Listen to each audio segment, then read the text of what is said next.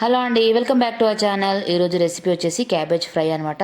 So ఎప్పుడు curries కాకుండా ఇలా ఫ్రై లాగా చేసుకోండి, చాలా బాగుంటుంది. సో ముందుగా క్యాబేజ్ని సన్నగా తరుక్కొని వాటర్లో వేసి పెట్టేశాను అనమాట.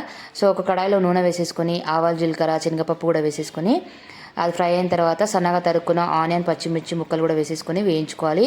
ఆనియన్ బాగా వేగిన తర్వాత ఇందులోకి పసుపు, అల్లం వెల్లుల్లి పేస్ట్ వేసేసుకొని సన్నగా తరుక్కున్న క్యాబేజ్ కూడా వేసేసుకొని సరిపడా ఉప్పు వేసుకొని వేయించుకోవాలి.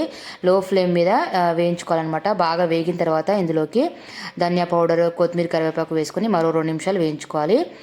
కారం లాస్ట్గా వేసానమాట, ఎందుకంటే ఫస్టే వేసేస్తే వేయగదనమాట, మాడిపోతుంది. అందుకని క్యాబేజ్ మొత్తం వేగిన తర్వాత ఫైనల్గా కారం వేసాను. సో కారం వేసిన తర్వాత 2 నిమిషాలు మళ్ళీ వేయించుకుంటే అంతే అండి, ఎంతో టేస్టీగా ఉండే క్యాబేజ్ ఫ్రై రెడీ. ఈ స్టైల్లో ఒకసారి ట్రై చేయండి, చాలా బాగుంటుంది. ఇది వైట్ రైస్లోకైనా, చపాతీస్లోకైనా, దేంట్లోకైనా బాగుంటుంది. ఒకసారి మీరు కూడా ట్రై చేయండి. బై.